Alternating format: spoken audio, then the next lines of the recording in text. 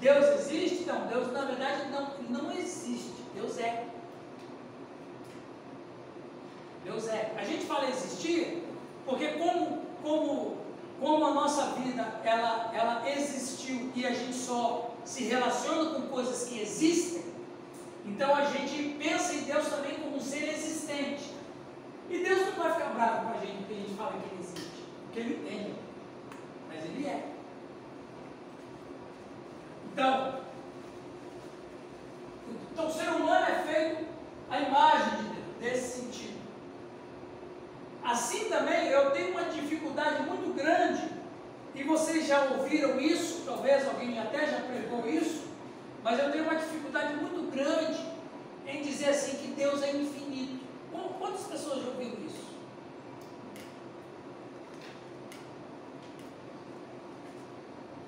Deus é infinito. Eu tenho muita dificuldade de falar que Deus é infinito, porque o que é algo infinito? Começo, mas não tem fim. Ele começa, mas não tem fim. Ora, se Deus é infinito, alguém criou Deus.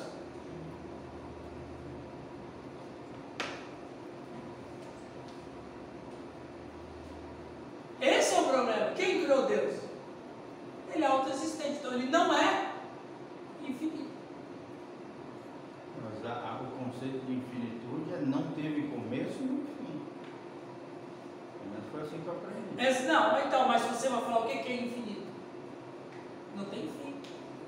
O número é infinito. Outra questão que fala errado é o universo é infinito. Não, o universo não é infinito, ele é finito. Ele é absurdamente fora das proporções da capacidade humana mas o número é infinito, mas tem um zero. São questões sobre Deus que a gente precisa aprender para a gente se relacionar melhor.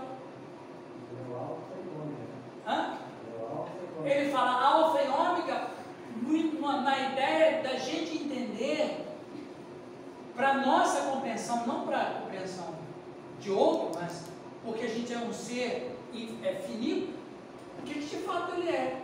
Porque eternidade não é uma coisa que não tem um tempo que não acaba nunca. Isso não é eternidade. Eternidade é um lugar que não tem tempo nenhum. É atemporal. É atemporal. Não é um lugar que não tem fim. É um lugar que não tem tempo. É diferente. Então, a gente precisa melhorar a percepção que a gente tem de algumas coisas para a gente compreender melhor Deus.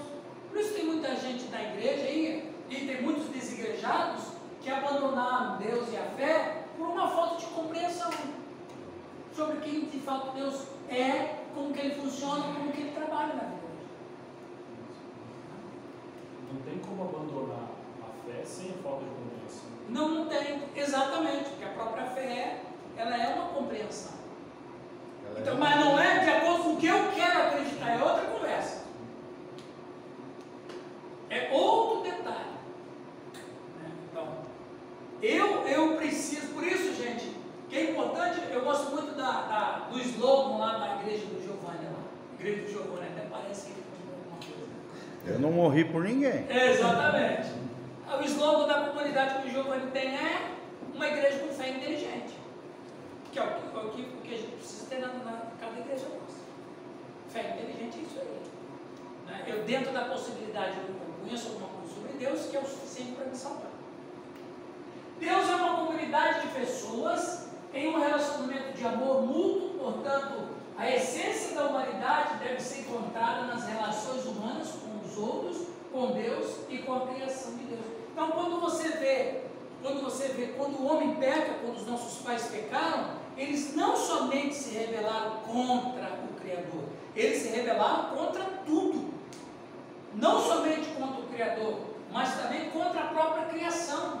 A criação ficou tão abalada que a própria criação, ela está gemendo, Paulo vai dizer, em Romanos 2, que a criação está gemendo, precisando ser restaurada, porque há uma ruptura total e geral. Há uma necessidade de que a gente possa, por exemplo, a gente agride a natureza nos agride. Olha as enchentes. olha os maremotos, olha os tsunamis. O que isso nada mais é do que essa ruptura que a gente tem, porque a gente perdeu o governo, eu estou falando lá na igreja do Oswaldo. Por que a natureza agride a gente, mata a gente? Porque a gente perdeu o governo sobre ela. Ela está rebelde a nós. Gênesis 1:26, o que diz? Façamos o homem conforme a nossa imagem e semelhança, tenha ele domínio sobre os peixes do mar, as aves do céu, os animais que elas têm sobre a terra. O que aconteceu com esse domínio que a gente tinha? A gente perdeu. Como a gente perdeu esse domínio sobre a natureza está rebelde com a gente. E a natureza, de uma maneira muito direta, nos culpa por ela sofrer. É Paulo que vai dizer isso em Romanos 8. 8, né? Romanos 8, obrigado. Romanos 8. Em Romanos 8, Paulo vai dizer isso. Que a natureza está querendo a nossa conversão para que ela se encontre em paz. E o que você entende que é essa manifestação dos filhos de Deus? É exatamente, João 1,12. O que está escrito em João 1,12? Mas a todos quanto receberam, deu-lhes o poder de serem feitos filhos de Deus. Quem são os filhos de Deus? São os seres humanos que quebraram a rebelião contra Deus e voltaram para Deus. Ou seja, a natureza só pode ser redimida se um ser humano que caiu se conectar com o Criador outra vez. Então tu não acredita que ali é uma perspectiva escatológica, por exemplo? Não. A escatologia, ela é um elástico, porque ela existe e vai ser absolutizada. Então, dentro desse princípio escatológico, a escatologia, as últimas coisas já começaram quando Cristo subiu ao céu. Então a gente já está na escatologia.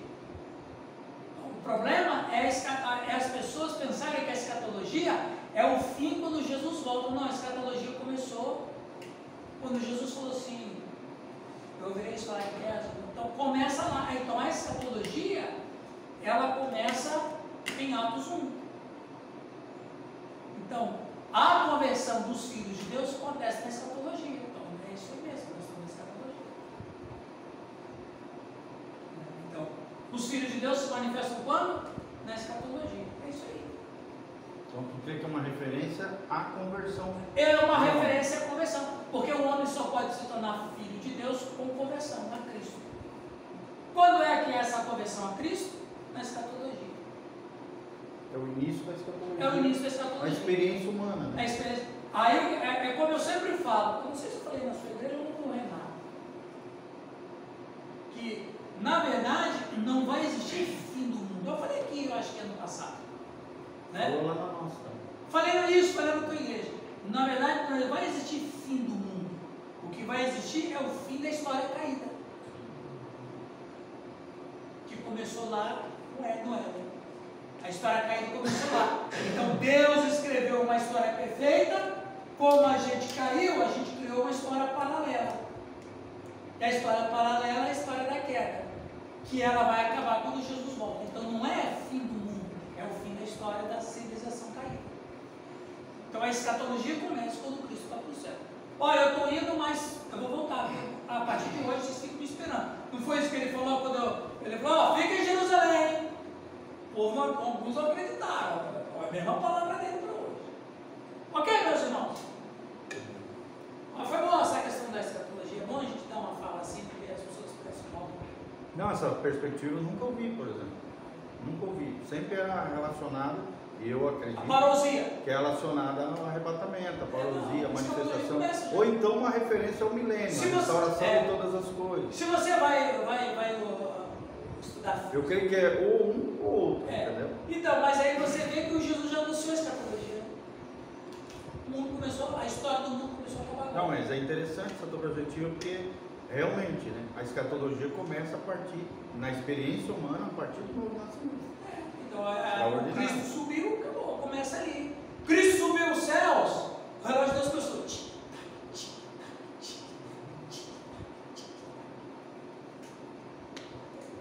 Por isso que o Cristo veio na plenitude do tempo. Que eles chamam de parênteses proféticos, né? Semana 69 de Daniel e a semana 70. Aí, para aqueles que acreditam na tribulação. Para aqueles que acreditam, porque, por exemplo, eu não creio que tem uma semana perdida. Por quê? Porque se tem uma semana perdida no Antigo Testamento, ele não fechou. Se o Velho Testamento não fechou, entra em crise com o Novo Testamento, porque Lucas 16 vai dizer: a lei e os profetas figuraram até João. Desde então vem sendo anunciado o reino de Deus. Então, se tem uma semana perdida, tinha um professor aqui, um amado. Pensa um cara amado depois do Giovanni. Ele era muito mais amado ainda. Você conheceu o pastor José Ora? Cara, pensa um companheiraço. Hoje ele está no Canadá, já está aposentado, ele é filho de missionários ingleses, então cresceu no Brasil e tal. Ele é pré-milenista roxo. Aí eu sempre ficava cutucando ele me cutucava. Aí eu falava assim: pastor José, se tem uma semana para acontecer, o Velho Testamento está em vigor. Não. Aí eu tirava ele da santidade. Aí de amor ele se transformava em juízo. Mas é para a gente pensar. Continuando. Esses relacionamentos são repletos de poder transformador. Então, quando a gente passa a se relacionar com a Trindade nos envolve. A gente vai falar disso aqui ainda, mas eu só vou adiantar. Quando o homem recebe a Cristo, quem vem morar no homem? A Trindade. Eu e o Pai viremos dele, faremos dele morada. Então, o Cristo está dizendo que nele não está só, a Trindade está. Então, quando o cara se torna filho de Deus, quando ele fala assim, João 12: mas a todos quando receberam, deu-lhes o poder de serem feitos filhos de Deus, a saber, aos que creem no seu nome. A conversão a Cristo possibilita a Trindade morar em mim.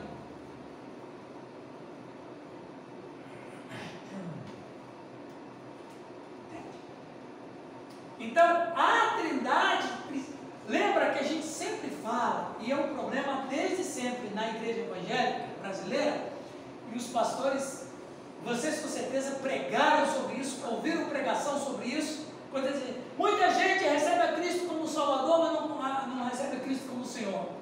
Quantas vezes a gente não pregou isso? Quantas vezes? Mas qual é o problema nisso aí? É o cara que a Trindade não vem morar nele.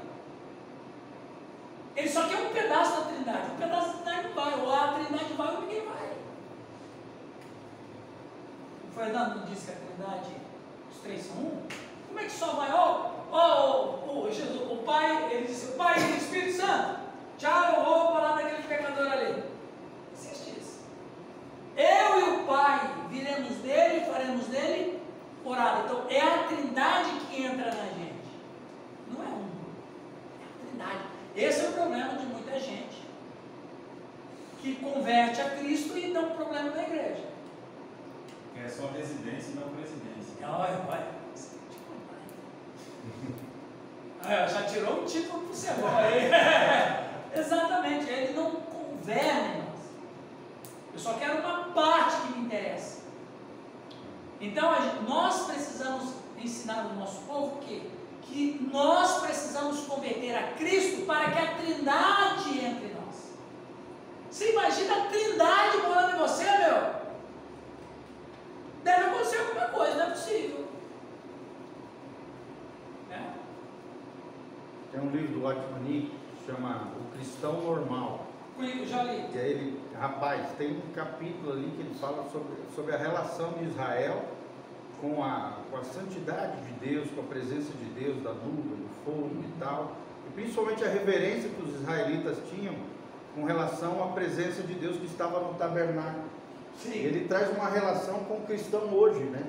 Ele fala justamente isso. Poxa, o cristão hoje, ele não compreende o que é a Trindade morando nele, né?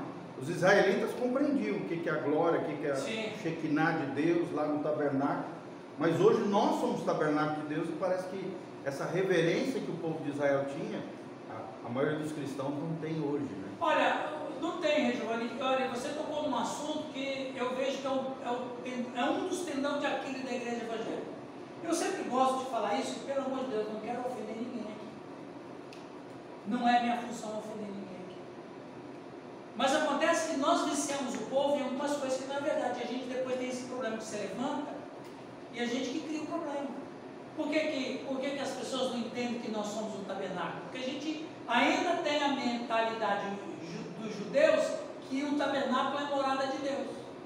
Mas eu não sou necessariamente um tabernáculo.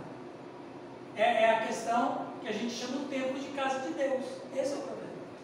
O templo não é a casa de Deus. Eu sou a casa de Deus. Pedro vai dizer que Deus não habita, não habita em templos feitos por mãos humanas, mas habita em pedras vivas. O que é uma pedra viva? Dentro do contexto de templo, como se construiu os templos? Com pedras. Que é também hoje, né? Só que hoje é cimento e tal, né? Então, ora, o que é uma pedra viva? É eu que penso, que imagino, que rio, que choro, que tenho vontade. Eu sou essa pedra viva. Então, a Trindade habita dentro desta casa viva. Aí é o problema que o Watchman me levanta no livro e que muitos cristãos não entendem. Por quê? Porque eu todo dia falo para eles que estamos no tabernáculo de Deus, mas a gente não fala que nós somos o tabernáculo. Eu sei que os irmãos falam isso. E Deus sabe também. Mas não vivem isso. Mas não vivem. Nessa E daí tem dimensão. problema, como? Quer dizer, você está falando para Deus de um problema que você está alimentando, pô. Aí eu acho legal no México, por exemplo, estudei 2 anos lá, né? Eles não chamam a igreja de tabernáculo ou de igreja, eles chamam de auditório. Auditório. Para justamente desassociar essa ideia que você Eu, em alguns lugares, quando eu prego, eu falo auditório também. Porque o lugar santo só é santo quando a gente está lá, Luiz. Eles não falam vamos na igreja, eles falam vamos no auditório. Então o que acontece lá na Oitava, que é uma igreja relevante em Camborão, na Asa Leste? Está lá, aquele tempo está lá. Deus nem está lá. E nem é santo também. O salão da bênção. O salão da bênção. Aí pode chamar, salão da bênção pode chamar. Agora, quando o Luiz, quando o Nilton, quando o povo começa a congregar para uma liturgia, aí Deus está ali, porque a gente está ali. Deus está aqui porque a gente está aqui. Aí entrou aquela palavra que você falou de nós somos coletivo. Isso. A hora de você adorar Deus. Coletivamente, exatamente. Família, né? Em família, então. E ali é a maior família da Terra. A gente começa com a família nuclear, que é a família celular da sociedade. Partimos para a família, que é a igreja. E depois nós temos a família do mundo inteiro, que é os cristãos em todo lugar. E essa é a ideia. Então, Deus está presente onde a família está presente. Mas essa questão que você levanta é muito pertinente. A gente tem que falar para o povo que eles é que são a morada de Deus. A Trindade habita em você. E dando essa ideia de que templo é um lugar onde, você está falando, Oswaldo, é bem falado, como a ideia que o templo é um lugar onde os cristãos se unem para adorar a Deus. Ora, se eu sou templo também, e a Trindade está em mim, a minha vida é o que para Deus? Uma adoração. Entende? Então, a gente precisa ter essa noção da Trindade, que ela toma outra perspectiva na nossa vida. Esses relacionamentos são repletos de poder transformador para que os seres humanos vivam verdadeiramente a imagem de Deus. Essas relações devem ser mútuas, generosas e justas. Aí a gente vai falar um pouco do culto, né? O culto cristão é inerentemente trinitário. Lê para nós aqui, Oswaldo. Ali, cadê aqui? O culto cristão é inerentemente trinitário. Os cristãos adoram a Deus na presença de Cristo e com o Espírito Santo dentro deles. Assim, por exemplo, a adoração e o louvor são oferecidos a Deus por meio de Jesus Cristo e do Espírito Santo. Bênçãos são dadas em nome do Pai, em nome do Filho e do Espírito Santo. O sinal da cruz é o gesto trinitário. Esse aqui, em relação, eu coloquei esse aqui em relação aos católicos que fazem, não é no nosso caso. O credo é a declaração fundamental da crença cristã. Expõe a natureza trinitária de Deus. O batismo é realizado em nome do Pai, do Filho e do Espírito Santo. Exatamente. Então, o que acontece? O culto cristão, ele é um culto trinitário. Tudo que a gente faz no culto, e a gente nem percebe isso, porque a gente está no piloto automático. A gente batiza em nome do Pai, do Filho e do Espírito Santo como um piloto automático. Seja derramando, ou seja imergindo, a gente fala, mas, você está falando que a Trindade está ali. A história, eu gosto muito de falar isso, porque quando Deus se aproxima dos nossos pais do jardim, os três estão lá, né? Vamos imaginar isso. A Trindade está lá, questionando os nossos pais. Que fizeste? Eu fico imaginando que cada pergunta que Deus faz, é alguém da Trindade que faz. Quem te fez saber? Onde estavas tu? Entende? Então a gente precisa, talvez, repaginar a crença na Trindade. E essa é uma proposta que eu fiquei pensando durante esses 3 meses, que eu poderia trazer para vocês como matéria do seminário, para que a gente cresça e aprenda essa questão da Trindade e o homem. Porque a gente precisa de tudo isso, né? Então, confessar Deus, lê a dela para nós, por favor. Confessar Deus como Trindade é afirmar o ministério de relação na unidade. O Pai exprimiu perfeitamente em seu Filho. O Filho é a expressão viva da plenitude primeira, é a palavra na qual o Pai se diz integralmente. O Espírito é a relação primeira. A relação fundante é a circulação, o deslocamento recíproco entre o Pai e o Filho. É pelo Espírito que é possível ao ser humano ter acesso à vida interna de Deus. Então você vê, quando se está pregando o Evangelho, a Trindade está presente. Cristo está presente como a palavra, o Espírito Santo está presente como aquele que está dando razão para que o Filho seja reconhecido, e o Pai está presente porque ele aprova o que está acontecendo. Não foi assim no batismo do Cristo? Vocês já viram aquela frase? Nem Jesus Cristo agradou todo mundo. Vocês já ouviram isso? Talvez você até já falou. Se bem que essa frase não tem sentido. Porque Jesus não veio agradar todo mundo, ele veio agradar o Pai. E quando Cristo é batizado, o que o Pai fala? Este é meu filho amado, a quem eu tenho alegria. Ou seja, ele agradou a quem de direito. Ele não veio agradar ninguém mesmo. Então a gente não pode falar esse ditado. Nem Jesus Cristo agradou todo mundo, ele não veio agradar todo mundo mesmo. É uma desculpa que a gente tem para que as pessoas, para a gente aceitar a nossa rejeição. Interessante isso. Não é verdade? Nem Jesus Cristo agradou. Quer dizer, eu estou sendo rejeitado, eu vou colocar Cristo no negócio para não ficar feio para mim.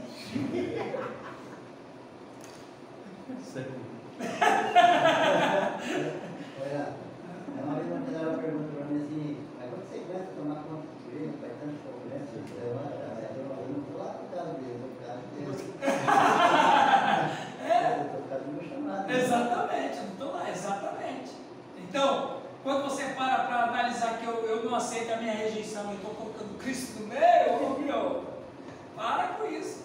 Cristo não veio agradar todo mundo, ele veio agradar o Pai. Então, você fez alguma coisa que alguém não gostou? Ok, mas você agradou a Deus? Agradei, então você agradou a quem de direito. É que você explode o resto. É o que você está falando aí. Então, mas pastor Giovanni, você desagradou quando você pregou aquela mensagem lá, que não é bom homem e mulher morando juntos sem estar casado, e a pessoa ela vai perder a aposentadoria. que você prega uma coisa dessa? Você não agradou boa parte da igreja. Ok, mas eu agradei a Deus. Deus queria que eu falasse isso, eu fiz. Entende? Então, a Trindade está presente no culto, amém, gente? Amém. Agora, a grande questão é filosófica agora. Por que a gente não morre?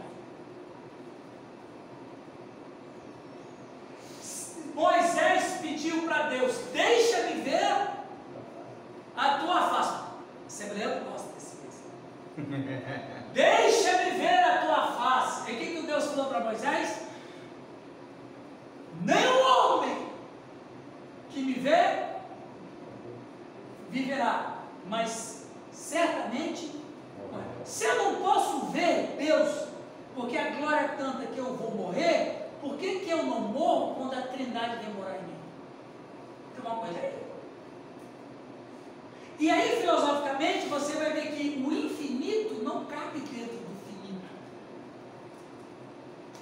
Não adianta pegar o pé do Fernando, meu genro, e colocar num tênis 35. Qual é o número dessa calça? 44. Isso aí já não é nem mais um calçado, é uma lancha. Só pega em promoção. Só promoção, ou mandar fazer, né? Então, se o seu pé não vai caber num sapato 35, o infinito não cabe dentro do finito. Como que Deus, a Trindade poderosa, cabe dentro da gente e a gente não morre? Por uma razão, a Trindade entra dentro de nós disfarçada. Só os atributos de Deus aqui. Vamos falar, Lutero dizia: o homem usa uma máscara para se esconder, Deus usa uma máscara para se revelar. Põe a mão no coração para não falar deste homem. Meu Fernando, é para você colocar a mão no coração. Então, que mistério é esse? Por exemplo, o Nilton faz isso, o Giovanni faz isso, inclusive ele fez isso lá no culto quando eu estava lá. O Fernando faz isso, todo mundo faz isso e não está errado. Vocês estão sentindo a presença de Deus aqui? Eita! Glória! Quem não dá glória a Deus porque não sentiu. Então veja, tá, é verdade, mas por que a gente não morre quando Deus está presente? Porque a gente não aguenta a glória dele. Rapaz, se a gente fica pedindo glória de Deus, rapaz, a glória de Deus mata. Pentecostal gosta, né? Fogo, rápido! Né? Fogo, Deus manda fogo. Rapaz, quando Deus mandou fogo, matou 50. Sodoma e Gomorra. É só destruição, cara. Então veja, por que a gente não morre quando Deus está presente? Por uma razão. Tem um mistério aí. Deus está disfarçado. Porque se Deus adensar a sua presença, a gente cai de joelho. Se Deus adensar mais a sua presença, a gente cai com o rosto em terra. Se Deus adensar mais a sua presença, a gente perde o sentido. E se Deus adensar com força total a sua presença, nós somos pulverizados. Aí a gente vai entender que o disfarce que Deus usa, o disfarce que a Trindade usa, é a palavra. O que Jesus disse em Mateus 11, 30? Mateus 11, 29. Alguém leia, por favor, Mateus 11, 29. Como que a Trindade mora dentro de nós e a gente não é pulverizado? Como que a igreja pode sentir a presença de Deus e ainda assim a presença de Deus não destrói a igreja? Como que a igreja precisa de ver a glória de Deus e Deus manifesta a sua glória e ainda assim a gente não é destruído? Por causa de Mateus 11, 29. Alguém lê para nós? Tomai sobre vós o jugo e aprendeis de mim, que sou manso e humilde de coração, e acharei descanso para as vossas almas. Veja, Jesus ele disse: aprendei e tomai sobre vós o meu jugo. O jugo de Jesus é o ensino. O jugo era o ensino de um rabino. Eu preguei isso lá na sua igreja. O jugo era o ensino do rabino. Quando Jesus fala o meu jugo, ele está dando um ensino. E aí ele diz uma coisa interessante, que ele fala, aprendei de mim. Mas por que ele não disse aprendei comigo? Que seria a ordem mais certa da sentença. O aluno aprende com o professor, o discípulo aprende com o mestre. Mas por que ele não usou aprender comigo? Ele disse aprender de mim, porque ele é a palavra. Encarnado. João 1,1 diz o quê? No princípio era o verbo, e o verbo estava com Deus, e o verbo era Deus. Verso 14, e o verbo se fez carne. A gente aprendeu isso em cristologia, né? A gente estudou isso bem jovem. Então, exatamente. Então, no princípio era o verbo. Agora, o verbo aí é fala, voz.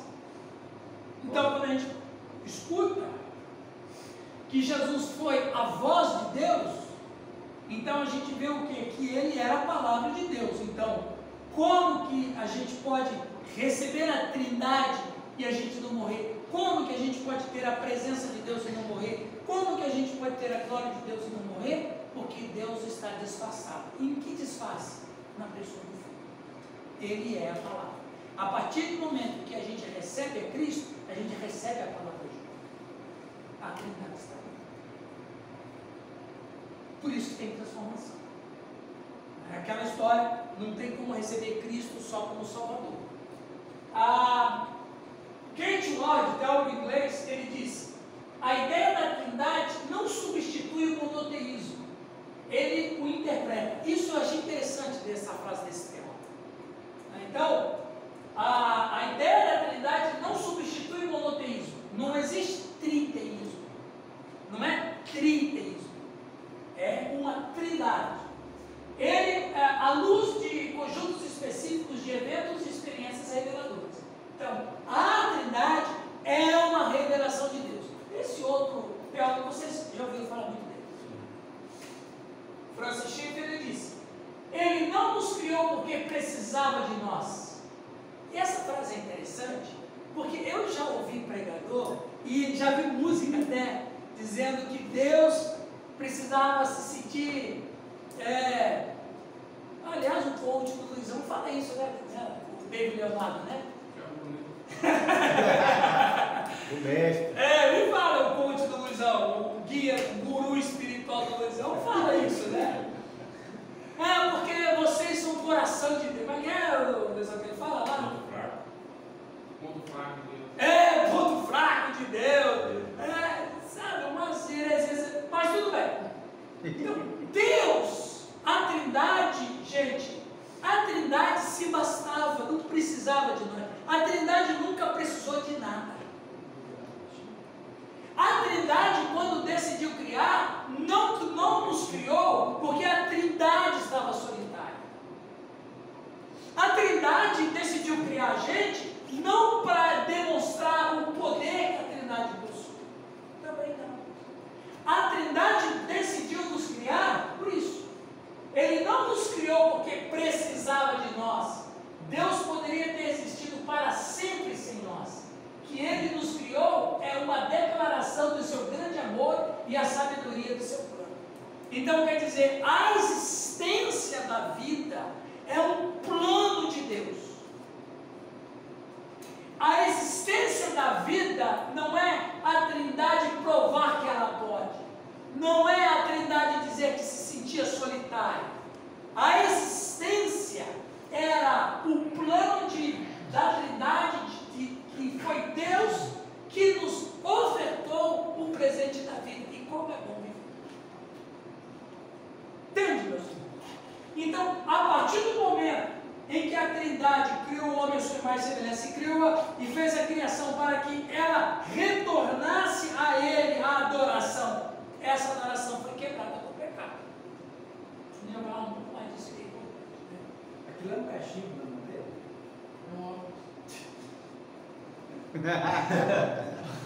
A Bíblia fala que todas as coisas são puras para os puros. Está ficando bem. Falando em óculos, Falando em horas, caixa, se fosse um luterano, você ia falar que era um caixa. se fosse um Spurgeon, beleza. Continuando aqui. Gente, isso aqui é uma coisa importante que eu quero trazer também para vocês. Comunhão com Deus vivo.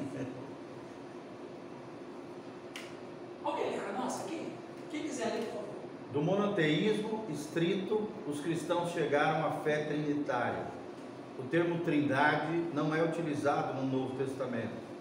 O mais importante não é a palavra, mas sim a realidade de Deus que ela visa exprimir. Ok. Vou te continuar.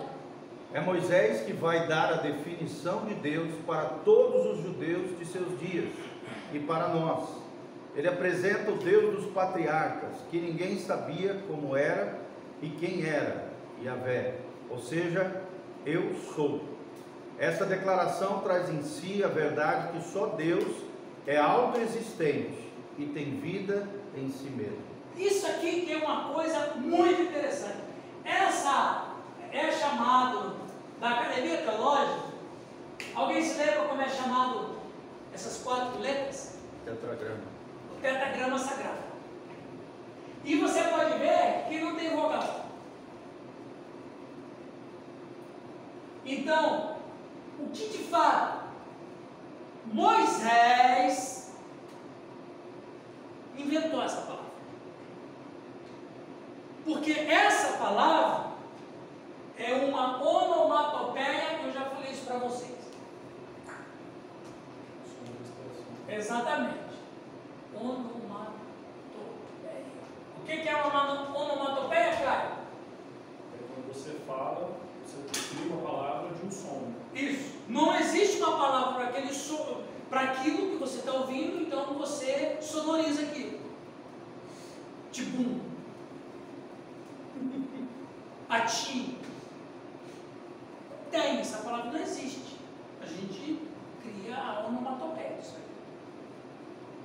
Quando Moisés, agora Moisés ele não é ateu, agora ele era ateu.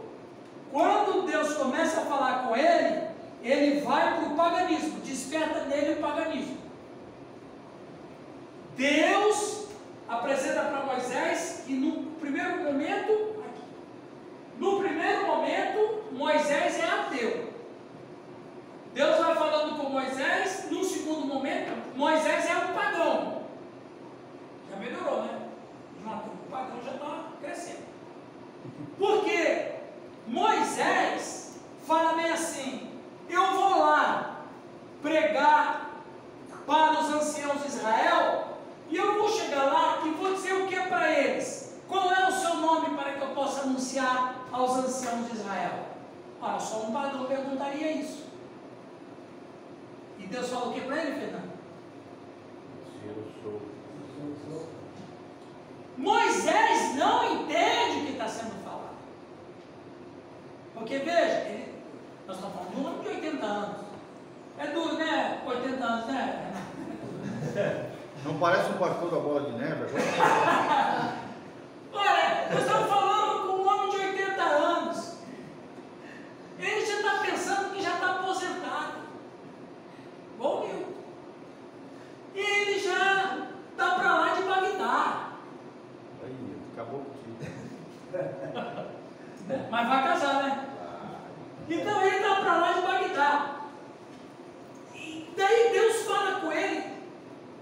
Ele está escutando um monte de vozes, Fernando. Ele não está escutando um uníssono. O camarada está tendo uma experiência. O cara era ateu. Serviu os deuses Ra e Mute, a esposa de Ra, por 40 anos. Eles nunca falaram com Moisés. Eu fico bravo com pastores que pegam. Sofia me chama. É sério, é sério. Só nasci. Eu fico bravo com pastores que pregam que Moisés foi rebelde, Moisés foi desobediente, Moisés ficou dando desculpa. O camarada fazia 80 anos que nunca nenhum Deus falou com ele. E o camarada era ateu nos últimos 40. Mas aí o Giovanni quer que o Moisés escutou a voz de Deus como se Moisés e Deus. Os chegaram. O cara quer morrer de medo. Aí ele escuta um monte de vozes. Não é uma, são várias vozes. Ele está morrendo de medo. Quando ele pergunta qual é o seu nome, o que ele escuta? alguma coisa que é isso aqui. Eu sou o que sou, e pronto. Que na verdade eu sou o que sou é uma tradução, ela não tem uma. Ela não é taxativa. Ela é uma interpretação do tetragrama. Que é só no século XVIII que vão chamar de Jeová. Sabia dessa, cara? Jeová, Yahvé, Yahvé, Jeová, é dos últimos 300 anos. Que a gente foi, aí o João Ferreira de Almeida a portuguesou mais ainda. Então, então Moisés não sabe o que está acontecendo. E Deus fala, Moisés, eu não tenho nome. Porque nome, isso é importante falar, nome serve para o quê? Para distinguir um entre muitos. Ora, se tem um Deus só, ele precisa de nome? Precisa. Mas na mente egípcia de Moisés, ele precisava saber nome, porque para Moisés todos os deuses têm nome. Qual é o seu nome? Não tem nome. Aí eu, Yahvé. Aí Moisés escreve Yahvé. É a percepção dele. Ok? Alguém quer falar alguma coisa sobre isso? Dizem que as vogais foram colocadas no texto maçorético. No texto maçorético. Século IV. Exatamente, chama do século IV.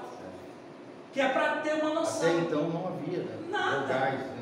E ainda assim não ficou tão bem acertado que no século XVIII eles põem Jeová. Então Deus em essência não tem nome nenhum. O que ele tem? Ele tem uma referência a ele.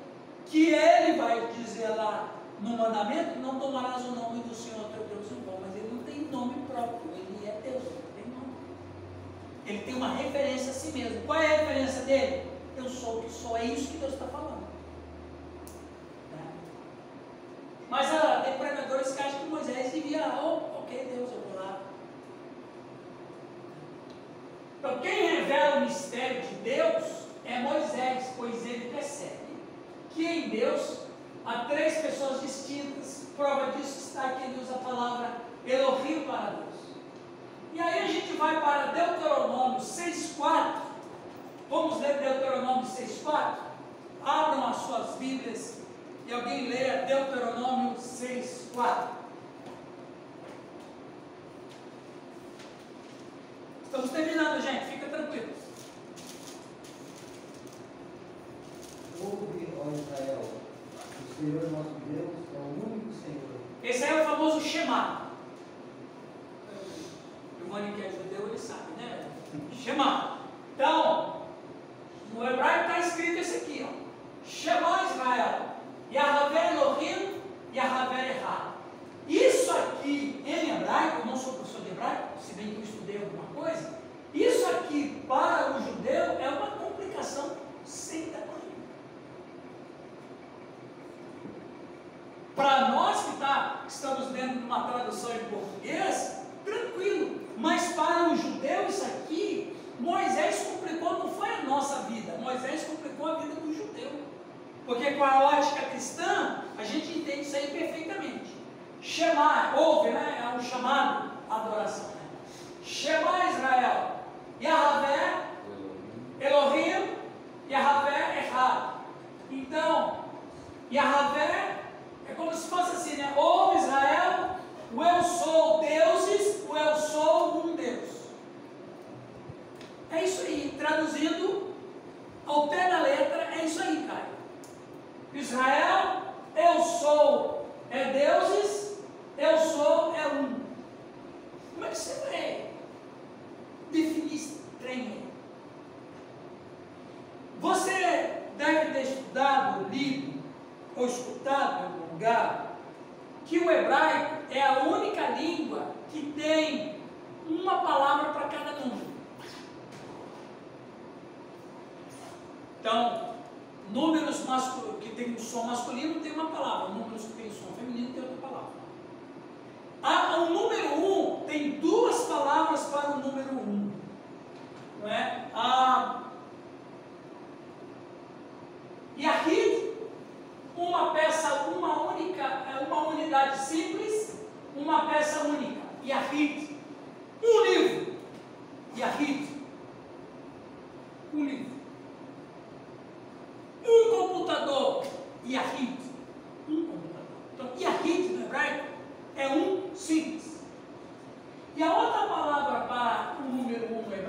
é errado. Um composto onde várias peças formam um conjunto. É um, mas para esse um ser um composto, ele tem que ter outras peças para se formar. Por exemplo, um cacho de bananas. Quantas bananas tem um cacho? Várias bananas. Mas são quantos cachos? Um cacho. Quantas uvas tem um cacho de uvas? Dezenas de uvas. Mas você identifica como um cacho. A palavra em Deuteronômio 6,4 é errado. Errado é um composto. Elohim é plural. Elohá é singular. Elohim é plural. Ouve Israel, o eu sou é deuses, o eu sou é um. O que ele está dizendo? Isso aqui, ó. Ouve Israel, o Senhor, nosso Deus, é o único errado Senhor. O que ele está dizendo?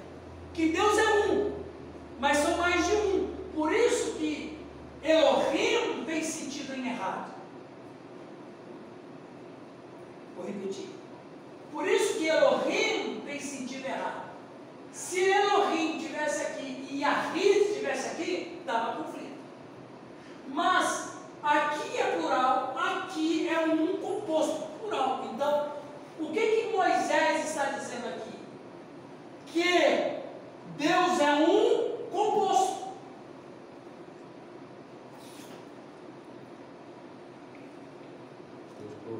Mais interessante é Gênesis 2:24. Por favor, alguém lê. Gênesis 2:24. O que diz lá?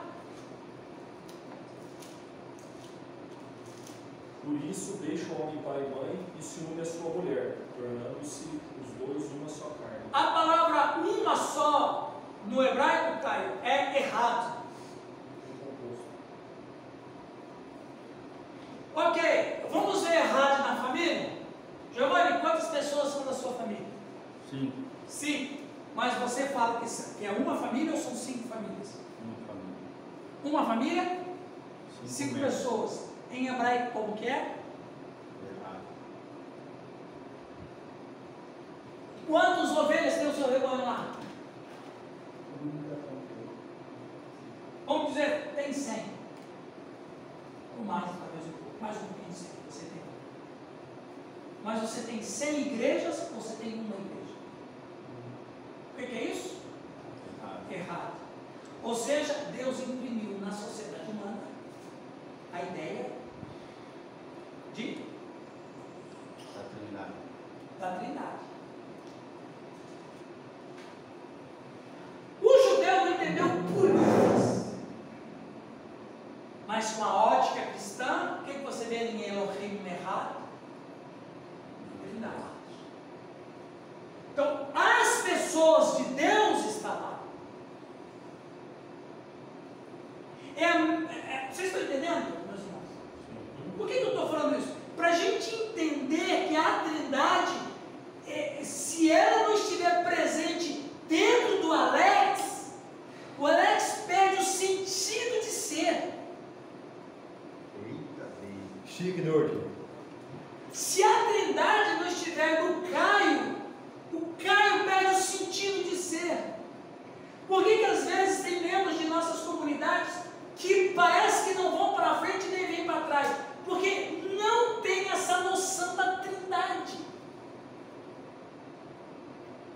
Eles se batizam em nome do Pai, do Filho e do Espírito Santo como uma fórmula, mas não como a invocação da Trindade. A gente precisa explicar isso aos batizandos, gente.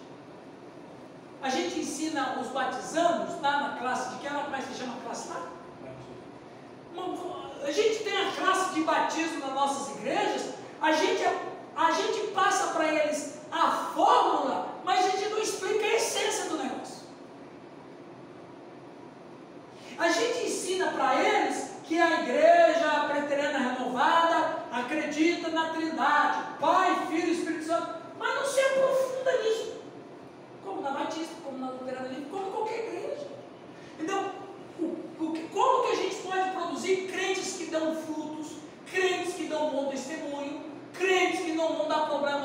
ministério, crentes que vão ser dizimistas sem que eu tenha que ficar implorando, crentes que vão deixar o Espírito Santo manifestar os seus dons, quando a gente ensina para eles o que é correto sobre a Trindade. Ó, meu irmão, vem aqui, deixa eu te contar uma história. Trindade é isso, né? Sem a Trindade a gente não vive, sem a Trindade não. Inclusive, no próximo encontro, eu vou trazer as apostilas para vocês, é muito jóia a apostila que eu fiz para vocês, ensina ela nas suas igrejas. Põe o povo. Pode ser na escola dominical, se você tiver, pode ser na célula talvez é até melhor, porque a célula, na escola dominical, se você tem 100 membros da tua igreja, na escola dominical vai uns 40. Mas se você... Escola boa, pujante. Agora, se você tem célula e a sua igreja tem 100 pessoas, você vai ter quase 100 pessoas. Ou até mais em algumas igrejas, porque tem os visitantes. Agora, você imagina 100 pessoas da sua igreja, mais uns 20 que vêm na célula, se estiver aprendendo sobre a Trindade, você vai ter uma comunidade transformada, amém? Amém. E você vai ficar lá implorando o cara ser dizimista. Você não precisa implorar para o cara ser dizimista. Se ele entender o que é a Trindade, e se ele se relacionar com a Trindade, e a Trindade se relacionar com ele, acabou o seu problema. Acabou o seu problema. Acabou. Você vai ter um crente cheio do Espírito Santo. Tem crente que quer ficar cheio do Espírito Santo, mas nem entende a Trindade. Tem crente que quer receber o poder de Deus, mas não entende a Trindade. Tem crente que clama a presença de Deus, mas não entende a Trindade. O que você quer na vida desse irmão? Não, meus irmãos. Então, entenderam esse mistério de Moisés aqui? Não é interessante, meus irmãos? Você para mergulhar nos mistérios aí. Mistérios. Não, tem uns irmãos que vão falar, Deus é um Deus de mistério. Ah, mas uns eles revelou, né? E outros o pastor tem preguiça de mostrar. Não quer estudar para mostrar. Exatamente. Lembra para nós aqui, Newton. Então, resumindo. É verdade.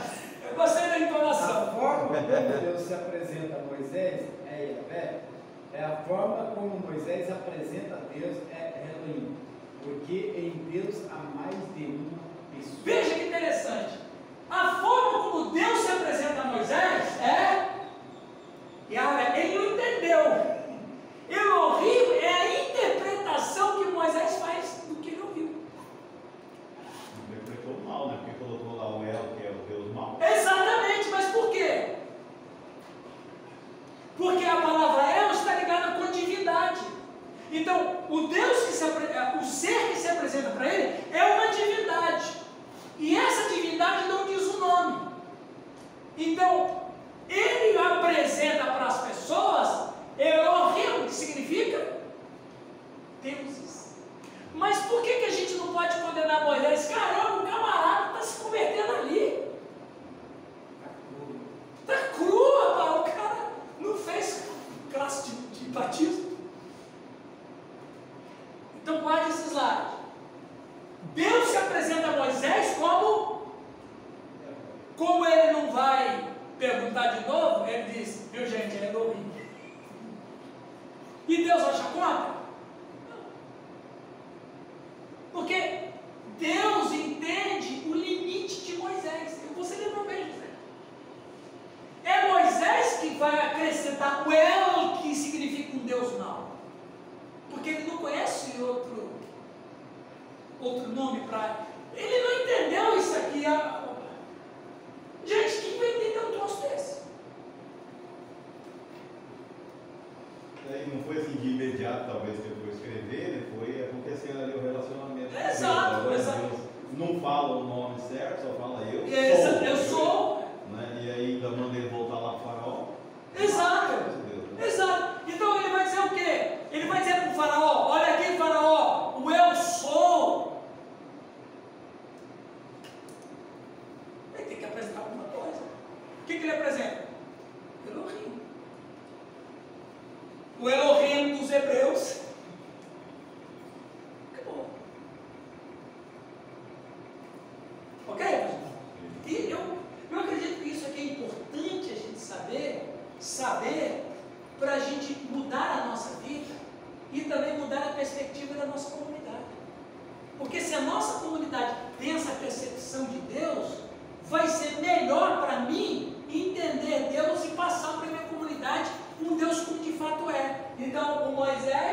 Deus se apresenta para ele como Yahvé, vamos chamar Yahvé porque a gente não tem outro jeito de falar isso aqui.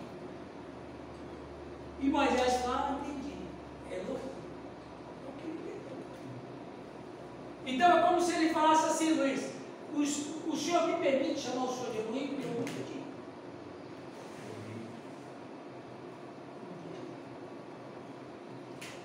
E Deus fala, tá bom, pode escrever, não tem problema. É isso aí.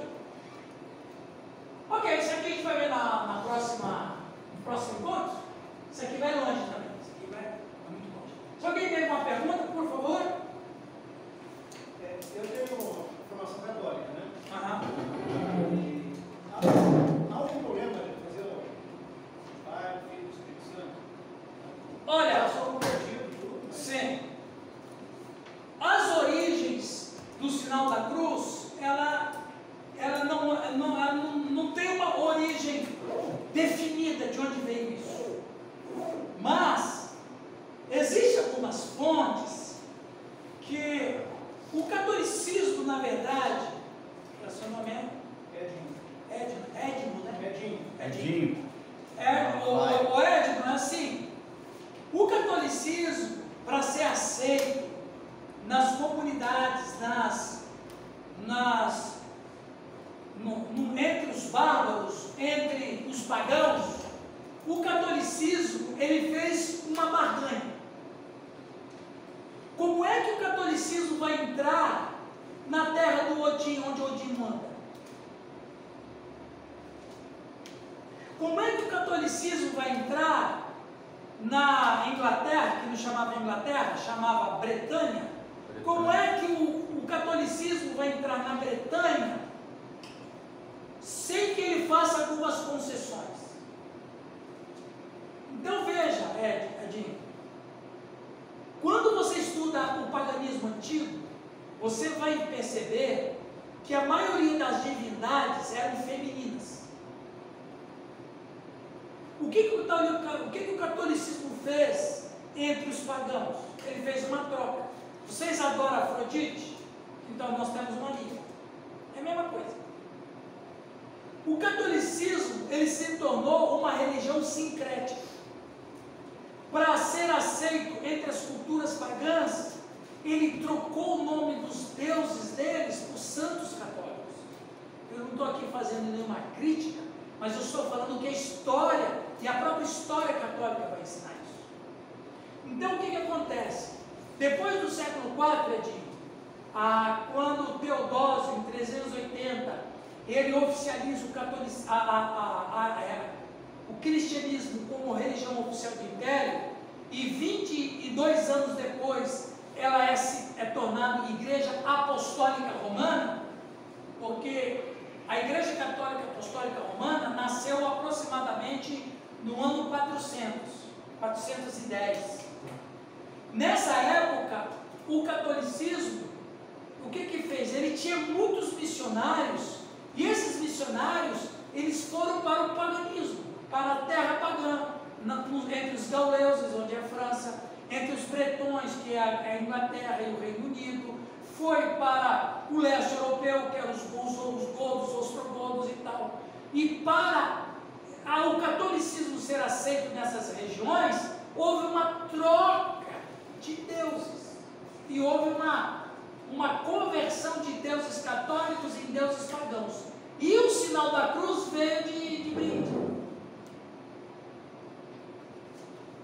Então, o sinal da cruz, os pagãos tinham este sinal, que era uma forma de afastar os maus espíritos. Era um benzimento. Então, o catolicismo assume isso também na troca. Ainda mais porque parece o sinal da cruz, né? Que, na verdade, é um símbolo pagão. Como por exemplo, hoje não, né? Mas O rosário. dentro do catolicismo, Edinho, está cheio de paganismo, porque para o catolicismo ser aceito nessas regiões, precisou fazer uma troca. Por exemplo, entre até a própria Umbanda. Salvador. Os mesmos deuses da Umbanda são os mesmos santos católicos. Só muda o nome.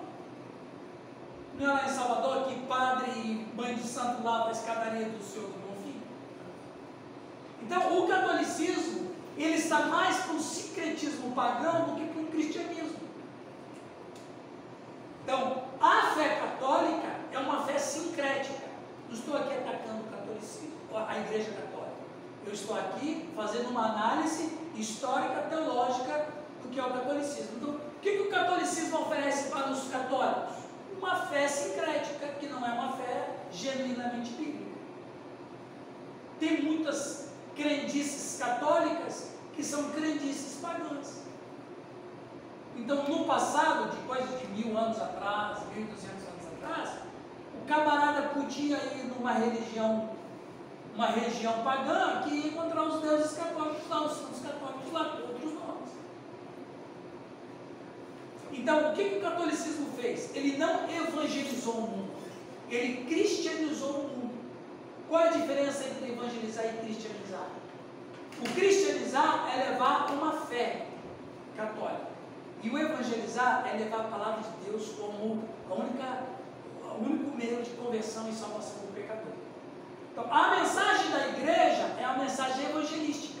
A mensagem do catolicismo é uma mensagem cristianizada, não evangélica. Então, o sinal da cruz veio no pacote, entendeu? Mas se eu for no meio, por exemplo, católico, é a Santíssima Trindade, Pai, Filho e Espírito Santo. Se eu fizer, não tem problema. Não tem problema em relação ao outro, mas pode ser que você tenha uma crise por você saber a verdade. Enquanto você não sabe a verdade, é isso aí mesmo. Mas agora, sabendo o que significa isso, de onde veio isso, até mesmo como o pastor Giovanni fala, o terço é uma herança pagã.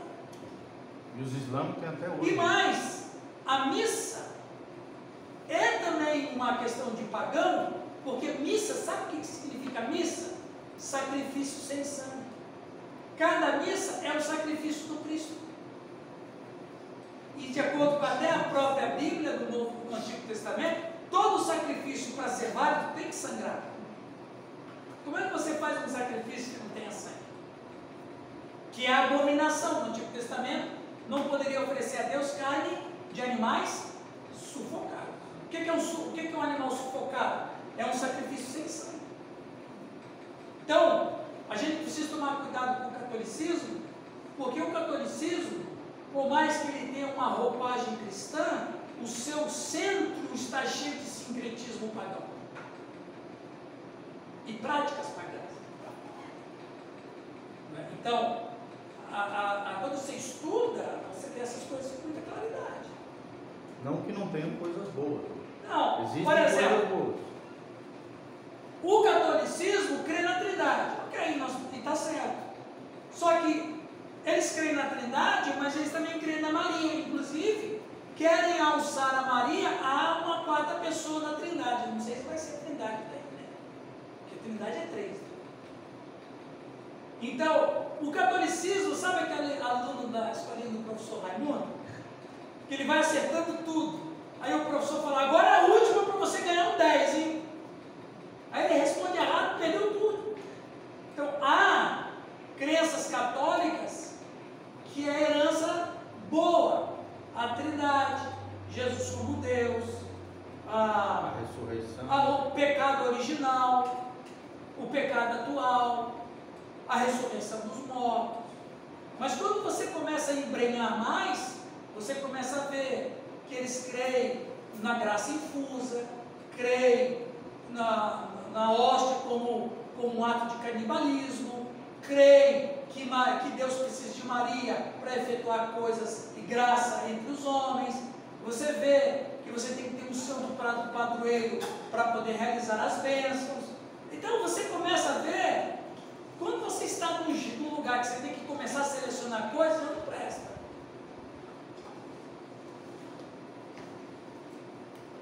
Quando você tem que começar, não dá. Ou tudo está bom ou não está nada bom. Porque você começar a ver, escolher, não, isso aqui está bom, não. Você vai parar quando com esse negócio aí? Então, o culto católico, ele é um culto sincrético. Usa a Bíblia, os evangelhos, mas depois descamba para o paganismo. Tem um texto, tem a oração para Maria, tem a oração para os mortos, tem oração para santo, tem oração para anjo, tem, sabe? Edinho, aí como é que fica? Agora, eu não estou aqui dizendo que não tem salvação na igreja católica, não estou dizendo que Deus salva qualquer pessoa em qualquer esfera. Nós estamos fazendo uma análise teológica, doutrinária. Então, dentro da teologia, dentro da questão doutrinária, o catolicismo é uma religião sincrética, mais para o lado do paganismo do que pela fé cristã. E a gente precisa separar uma coisa da outra.